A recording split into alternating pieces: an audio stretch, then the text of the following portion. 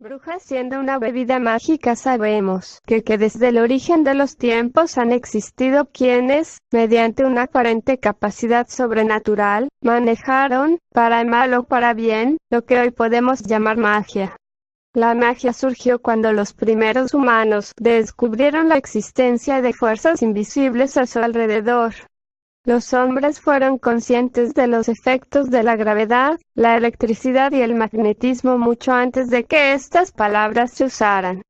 Pero también, estos primeros hombres descubrieron más cosas de las que han pasado a formar parte de la ciencia. Intuían la existencia de ciertas fuerzas que residían dentro de las plantas, los animales y las piedras. Se daban cuenta de que había ciertas energías en el interior de sus propios cuerpos, capaces de moverse según sus deseos y necesidades.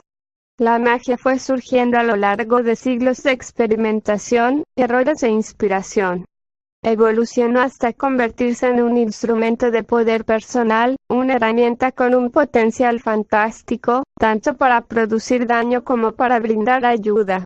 Durante siglos, los profesionales del oculto han usado la magia con distintos objetivos, uno de los cuales fue, y sigue siendo, la curación de enfermedades, tanto físicas como mentales. Brujería, magia y algo de química. El poder de la magia brota de la propia tierra, las estrellas, el fuego, el agua y nuestro propio cuerpo, sostiene un mago contemporáneo. La puesta en práctica de la magia consiste en despertar y dirigir tales fuerzas. La magia de las hierbas es una especialidad que se sirve del poder de las plantas. Es el dominio de los inciensos, los ungüentos, las pócimas, los baños y las tinturas. Hoy sabemos que, además de la magia, la utilización de ciertos vegetales en un aceite o en una pócima, tiene un efecto justificado sobre ciertas dolencias. En otros casos, no existe explicación alguna para resultados fehacientemente comprobados.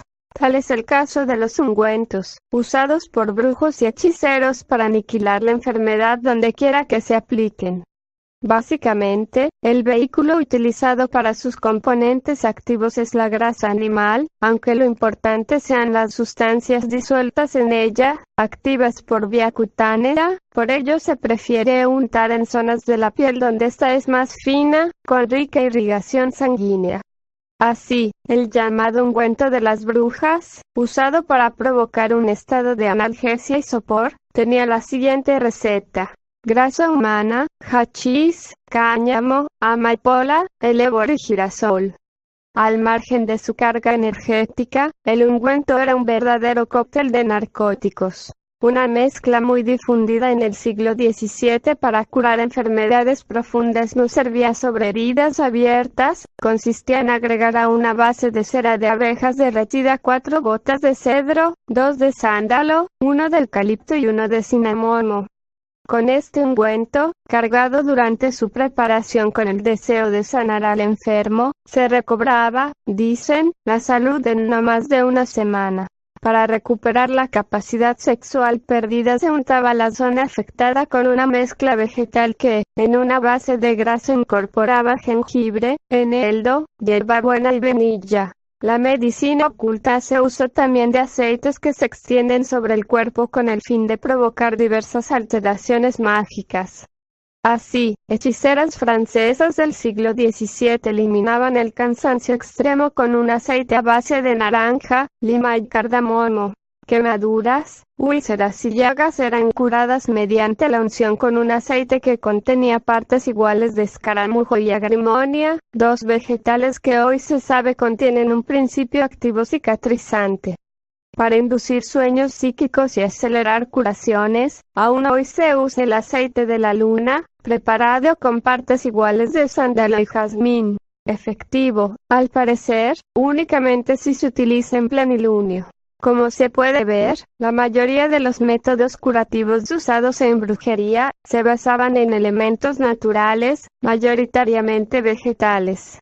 Esto no es casual, ya que actualmente no se discute el poder curativo de muchas hierbas, a punto tal que ya no es ningún secreto el hecho de que la mayoría de los principios activos de los medicamentos provenga de los vegetales. brujas hechiceras trabajando. En la Europa de los siglos XV al XVII la brujería era algo real y muy cercano a la gente del pueblo, entre quienes estaba muy extendido el uso de plantas con propiedades alucinógenas y todo tipo de pócimas. Entre la vida y la muerte, aún más difundidas que ungüentos y aceites, se hallan las pócimas. También llamadas pociones o infusiones, pueden ser algo tan simple como un té de hierbas, o tan místico como la pócima del arco iris. Usado como curativo universal, no es otra cosa que agua de lluvia recogida mientras se ve un arco iris. Mágicas o no, muchas de las bebidas que debían causar el bien no han hecho otra cosa que acabar de matar al paciente. Así, en la literatura medieval se habla de complejas fórmulas, que incluyen desde trozos de seres vivos, como el hombre, hasta hierbas de efecto letal comprobado, como la cicuta. Las brujas italianas combatían el cáncer, dándole al enfermo un té de raíz de jacinto, 3 veces por día durante 3 meses. Asimismo, una mezcla de tomillo, menta, peppermint, romero y perejil, era la bebida con que los brujos calmaban una crisis nerviosa. La pócima curativa de Isis es un brebaje de origen egipcio con romero, tomillo, salvia y cinamomo, todas hierbas, que acababa en el acto con todo problema digestivo. El tema de la fertilidad también fue abordado por el ocultismo. Desde hace siglos son conocidas las pociones en base a pétalos de rosas rojas, para lograr vencer el problema de la esterilidad. Actualmente la ciencia aún no encuentra explicación a recientes casos de embarazos inducidos por la ingestión de mezclas vegetales, ve recuadro. La hechicería casi contemporánea ofrece una solución a los problemas cardíacos dándole al enfermo el vino del corazón, en donde 2 tazas de vino rojo se mezclan con cinamomo, jengibre y vainilla. Al margen de las cuestiones mágicas, no son pocos los conceptos de farmacología actual que han surgido de este no pocas veces cruel método de prueba y error, en el que, la mayoría de las veces por intuición, se usaron sustancias que luego han demostrado poseer bases químicas para actuar sobre determinadas afecciones. Así, una planta como la belladona, que abunda en bosques de hayas y robles, es un ingrediente casi obligado de cientos de pócimas y ungüentos. Hoy se sabe que esta planta contiene en su raíz, tallo, hojas y frutos varios alcaloides, como la L-iosamina, atropina y escopolamina. Estas sustancias poseen, según la dosis usada, un marcado efecto sobre el sistema nervioso, que puede pasar de una profunda relajación hasta una fatal parálisis. En la India existen muchas plantas, que son utilizadas hace milenios en curaciones mágicas. Durante siglos se usó una poción mágica que tanto servía de purga como antídoto contra el veneno de víboras. Hoy sabemos que esa milenaria poción hindú se hacía con una planta llamada Rauwolfia, una especie venenosa que empezó a usarse hace pocos años en Europa como tranquilizante. Una bebida ritual de Nueva Guinea, es ofrecida por sus brujos como una ahuyenta tristezas. Se hace en base a una planta, el kava kava, con un componente activo que excita el sistema nervioso central y es usado en medicina como un eficaz antidepresivo. La lista de curaciones realizadas a través de la historia por magos, brujos y hechiceros no tiene fin, y rastrear su efectividad es una tarea compleja. Pero una cosa es cierta. Muchos de los hechos que hoy nos sorprenden por su magia, podrán ser explicados por la ciencia del futuro. Así como hoy sabemos que una planta del medioevo podía calmar el dolor no por el poder del brujo que la usara, sino porque ese vegetal contenía una sustancia que hoy la brujería moderna ha puesto en los estantes de una farmacia. Durante milenios, magos, brujos y hechiceros realizaron curas mágicas utilizando pociones, ungüentos, aceites, etc. Muchas de estas curas pueden ser hoy explicadas por la ciencia.